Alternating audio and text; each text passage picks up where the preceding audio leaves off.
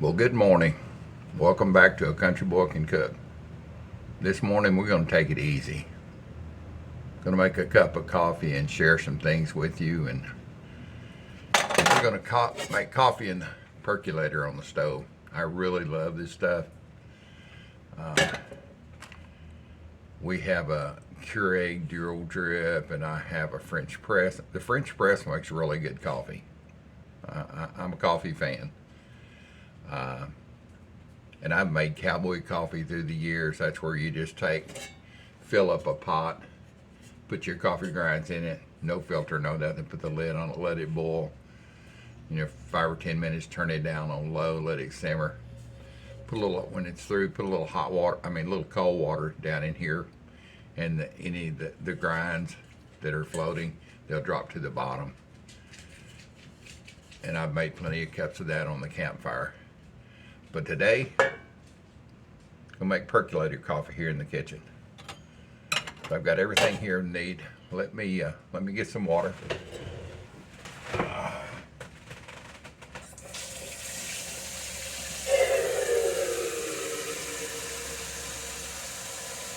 I've made this plenty of times, so I know how much water to put in.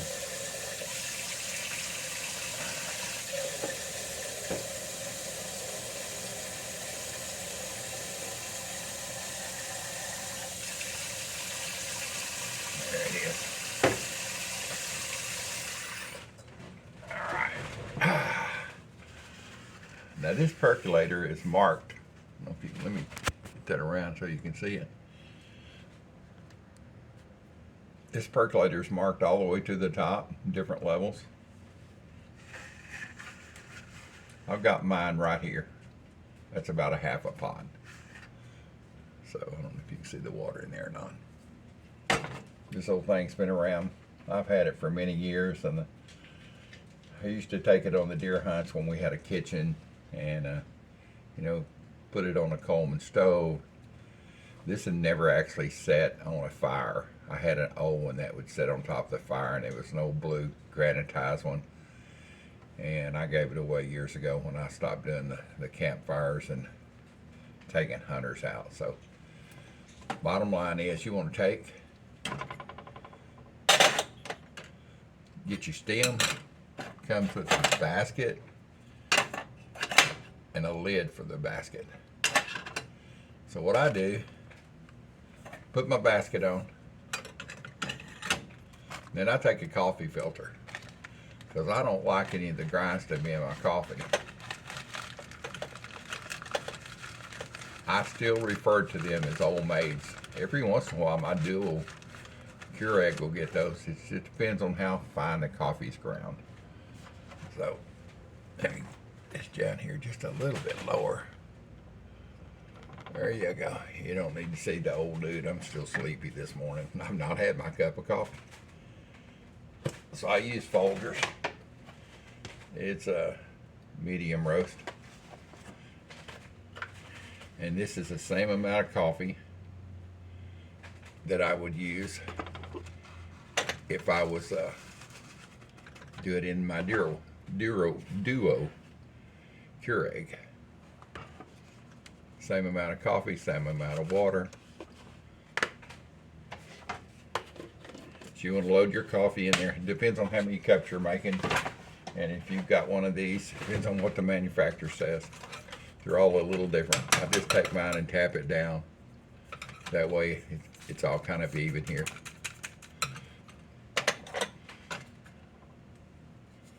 Put the lid on it. It's going to squish the filter down a little bit. You don't have to use a filter. I just choose to use it. Put this over in your water. Put your lid on, your percolator lid. Turn on the heat, and I run it on high for a few minutes. This needs to come to a boil I like to have it on a boil for about 6 minutes. You can already hear Betsy. She's firing up. Hear the sound. And I love the sound of the percolator. There's been lots of commercials made about that. Maxwell House, good to the last drop, and you hear that da da da da da da da da da da. That's the percolator sound. Sorry, I don't want to make too many noises this early in the morning. I want to make y'all sick. You may not had your coffee yet. It's about 6 a.m. I've got a busy day ahead. I'm going to take and make just a white vanilla cake, a layer cake. Also, I've got 2 chocolate rounds that I've made for a cake that I'm going to give away this weekend to some friends of mine. To a buddy of mine that's really helped me out here in the house. His kids, I start saying my grandchildren. I see these boys a lot more than I see my grandkids. My neighbor boys, my taste testers. Anyway, I'm going to fix them all. I'm going to do a chocolate cake with raspberry on top, and I'll bring y'all back when I'm prettying that up on top. And then I'm just going to do a white cake with no frosting, just a white cake. Vanilla. I'll add some vanilla to it, maybe a little bit of almond. Get that what I call a wedding cake flavor. That's the only thing it's a almond with a little bit of vanilla in it. So while I'm getting this going, and for my cup, I've got evaporated milk. This is Wally War brand. And if you're wondering what this is, you're young and have no idea, that's a church key. How it got its name, I have no idea. This is an old one from Arkansas. Not even sure how I got it or where it came from. I'm a collector of old things. They make me happy. Takes me to a different time in life. So I'm going to go ahead and pour just a little in here anyway. I love the taste of canned milk in my coffee. Brings it to a higher level. You could actually take sweetened condensed milk, like the Eagle brand products, and pour about a 1/4 cup of it. Of course, it's real thick and it's really sweet, and put this in here. I think that's a Vietnamese style coffee, and I don't know what it's called. I've just seen it on some travel shows, and I'm thinking, yeah, I've been doing that for years. Don't have to put any sugar, no cream in it. It's got everything in it. So, and I think they may serve that down in New Orleans at some different places. So, anyway, do you make coffee while this is percolating?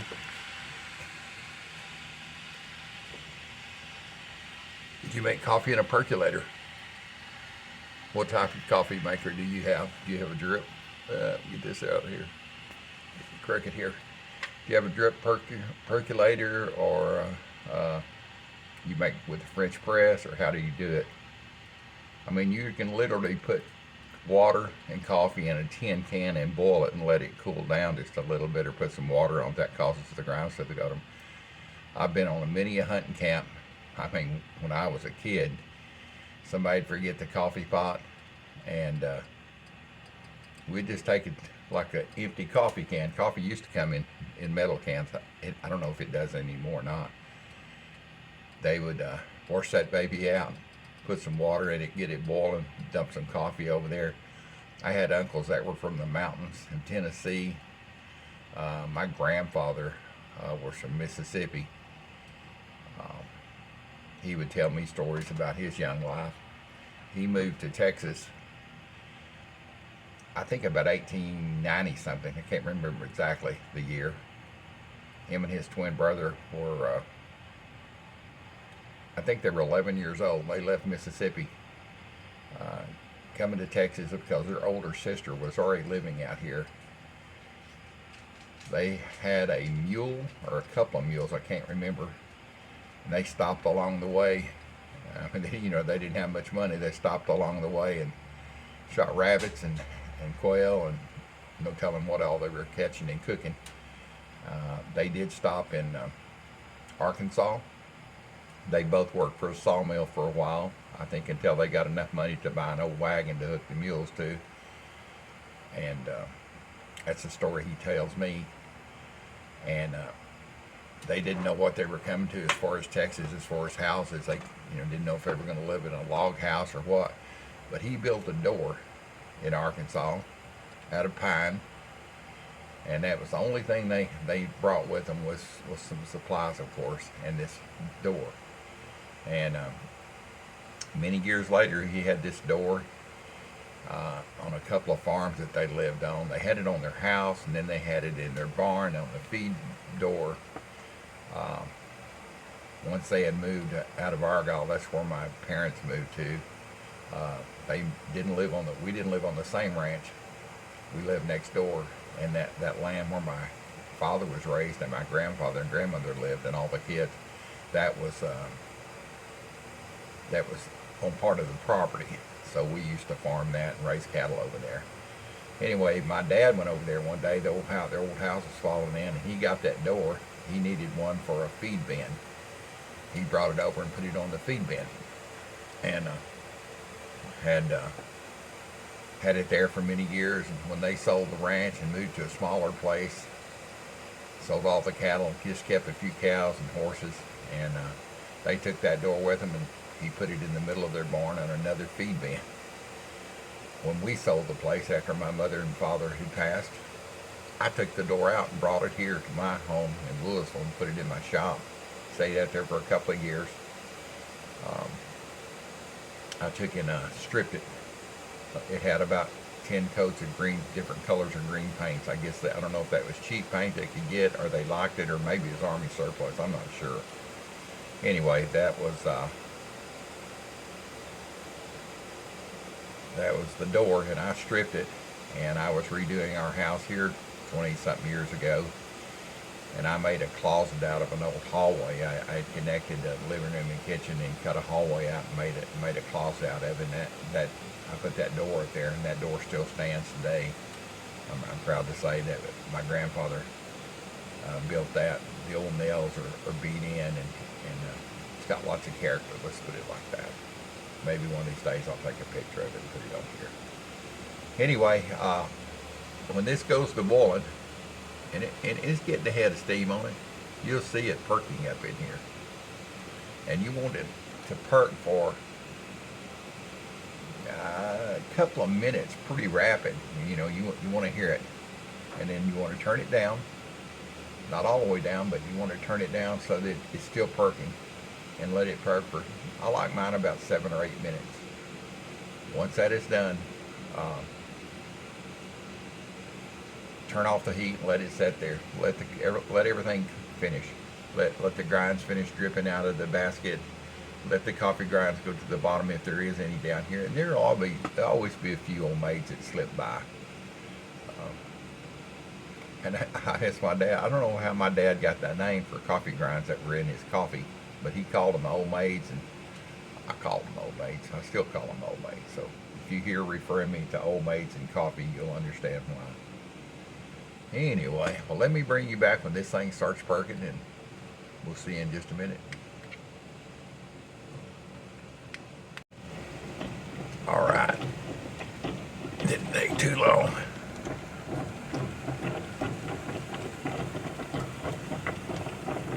There she is. She's perking away, building a head of steam on her. She's like a locomotive rolling.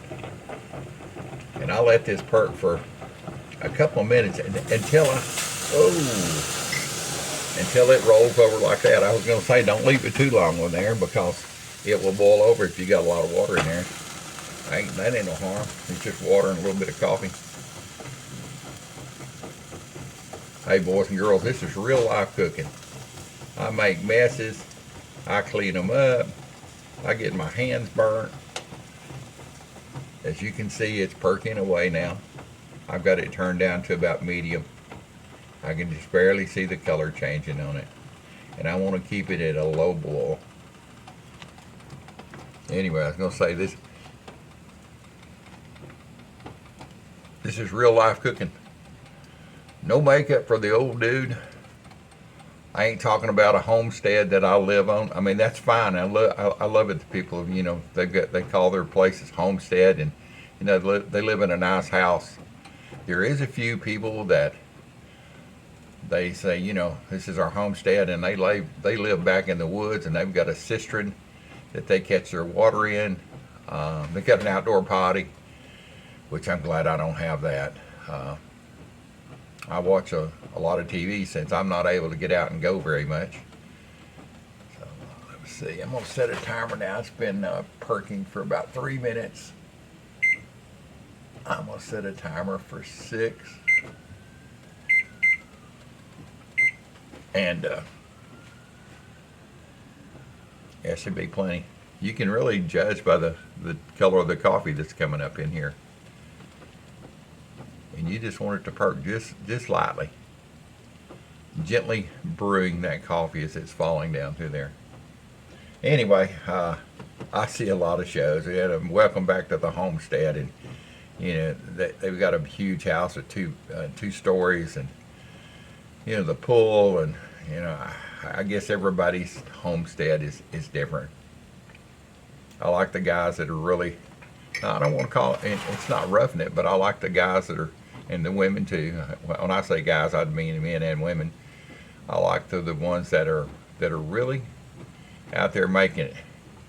They're cutting their firewood. To me, it's more real. I lived a life like that for a long time. At one point in time, this is going to be coffee talk this morning. Well, this is perking. At one point in time, I kind of dropped out of life. I had got myself to a low spot, and I needed to crawl out of it. And I called a buddy of mine. I said, hey, I need a place to stay. I knew he had a barn that had an apartment in it. And he said, yeah, I got the perfect place. Come on out. He lived out in the country on the other side of Ponder. He had inherited about 100 acres and had a couple of ponds on it and a barn, and had run his cattle and horses on it. So we drove down past the barn, and I thought, wonder where we're going. We're going past the barn. We were in his old pickup. And I forgot he had an old Chris Craft boat. He had I think it was a 35 or 37 foot Constellation is what it was called. It was Chris Craft. It had, he had bought it at an auction. He bought it for nothing. I mean, basically just hauled it off and it was yours. And it was a nice boat, but he didn't want to keep paying rent on this stall that, you know, it was a floating boat stall.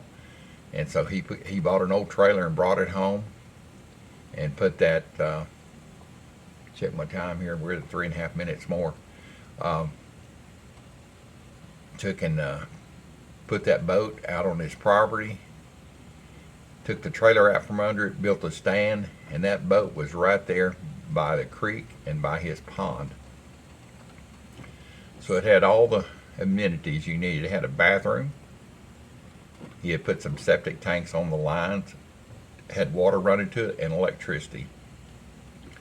Had a little TV set that was about a 10-inch screen. Of course, this was a long time ago in the late 70s, and they didn't have big screens back then. So I told him, heck yeah. I crawled up in that thing, a ladder on the side, got in there, and in the mornings I'd wake up, and I always wake up early because I did on the farm I was raised on, and be drinking my coffee out of a percolator like this. Well, I didn't have any instant coffee makers or anything like that, and go sit on the back deck and overlook that pond and the creek, and every once in a while deer would come down through there, the coyotes would be howling, and it was nice. It brought me back to a level that I needed to be. Sometimes you have to get to your lowest point before you can see the top and think, well, I'm here, I need to go somewhere different. That's it. So speaking of that, I watched a preview the last couple of days. I don't know if you know who the Duck Dynasty group is. That's Phil and Miss Kay and all them, the guys that had the Duck Dynasty TV show. Well, there's a movie out about their family. Phil was a hellraiser when he was young. He was a star football player at Louisiana Tech. Matter of fact, Terry Bradshaw, the Steeler quarterback, he played with Phil, and I heard him mention one time that if Phil had continued to play football, that Terry would have gone nowhere. He would have took his job and Terry would have never been drafted and all that, because Phil was a much better player. But anyway, they've got a movie out called The Blind. hint, you know, duck blind. It's about their family. It's about family struggles and being at the lowest point in your life, and getting redemption and crawling out and making it out to the other side. And I haven't seen the movie yet. I hope I can get physically able to go see it sometime. I'm not even sure where it's showing. I was hoping it would be online and I could watch it online, but it is it's got a powerful speech in it about redemption and putting your faith in someone, and he put it in the Lord, and their whole family lives like that now. And no, they're not a perfect family by any means. I mean, I watched some of the trailers, and they did a question and answer with Miss Kay and Phil, and they said, yeah, it depicted. And when they told them they were going to make the movie, it was friends of theirs that made this movie and produced it. They asked all of them, said, is it okay? You know, we want it to be the real deal. We don't want anything left out. Sorry, I'm watching my watch. Pot never boils. Well, this one's boiling. I've got about 20 more seconds, and I'm going to turn it off here. And anyway, it shows the good, the bad, and the really ugly, and how Phil turned that around. I mean, he was at the point. I think he was on the side of the levee I don't know what he was fixing to do, but he was broke down, and I was never at that point, but I was close. All right, boys and girls, let's turn this off. So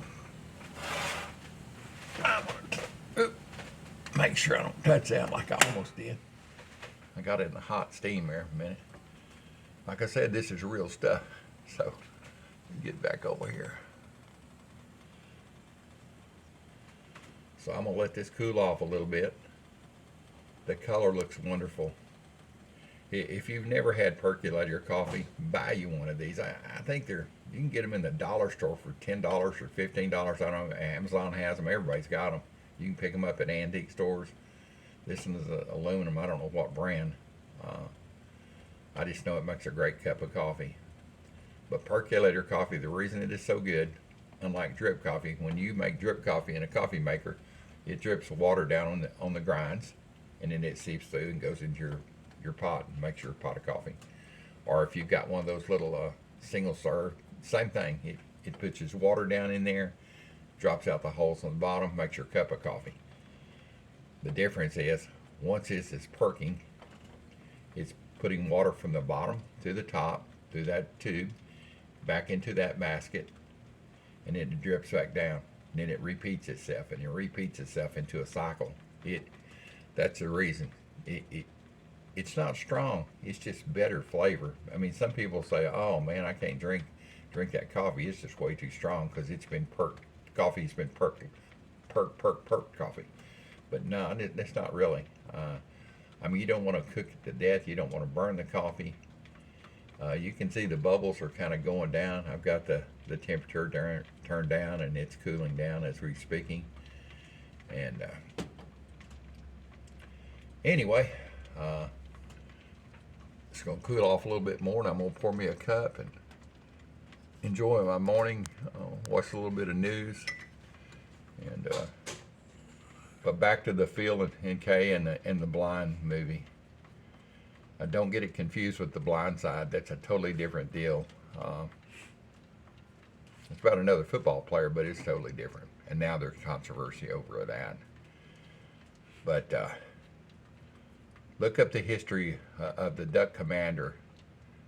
Get on YouTube if you're on YouTube. Well, you must be on YouTube or you're not seeing this. So look up Duck Commander and look up The Blind and when they've done the interview with all the family members.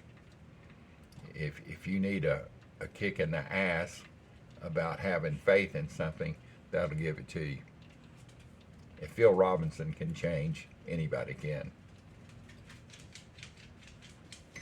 All right, boys and girls. It's been a couple of minutes. Get this poured out of here. Depending on your coffee pot, you may want to hold this so it doesn't flop off. This one fits really tight, so let me show you what I was talking about here. I told you it's early.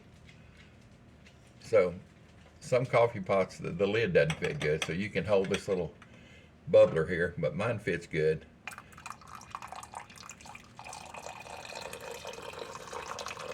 Put it up high so it aerates it.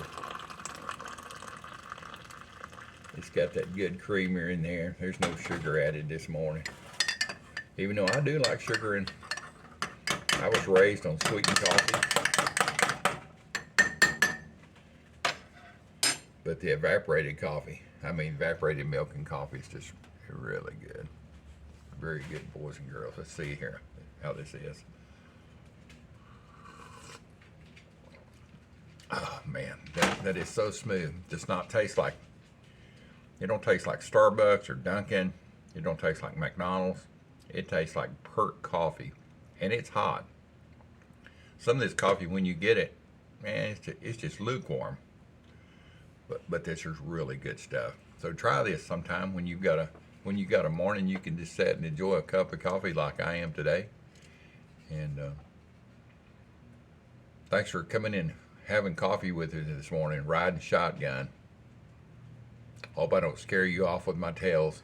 That's all I have now left in life is my history. Some of it really super good. Some of it really down low. I'll share it all with you at some points, a little snippets of here and there. And I know a lot of y'all don't know. I've got 3 children. I've got 2 girls and 1 boy. My son and one of my daughters, they're in the finance world, big time finance people. My youngest daughter is a Methodist preacher. I've got, let me get this right, I think, to think about it, 10 grandchildren, or 11 grandchildren, and 2 great grandkids. The great grandkids are from my grandson Cody. You'll see him on my picture sometime. I've got a young picture of him when I was teaching him how to bow fish, and I'm standing behind him in the boat, and he's got a bow, and that's the first time he was going to shoot a fish. So anyway, in my early life, I was married. I didn't take care of my marriage. I was a bad boy. I was doing everything that you shouldn't be doing.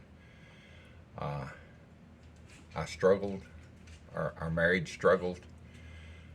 We separated and were headed for a divorce. I decided I need to go in the service to straighten myself out. That was after that I was living in a boat for a while, and I needed to climb out to a higher point. Went in the service. I knew things were changing when I was in the service between her and I. Came back home. She went her way and I went my way. About 2 years later, I got a phone call that she'd been killed in a car accident. Luckily, my daughter was not with her. My daughter was in daycare. So my daughter was 4. I became a Mr. Mom. That's a whole different story that you don't know about the old dude. Maybe that's why I can cook good. I had to cook for me and that little girl. So anyway, thanks for being part of the old dude's world. Thanks for riding shotgun.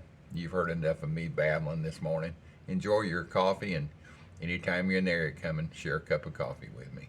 The old dude's out of here. Please share, like, and subscribe.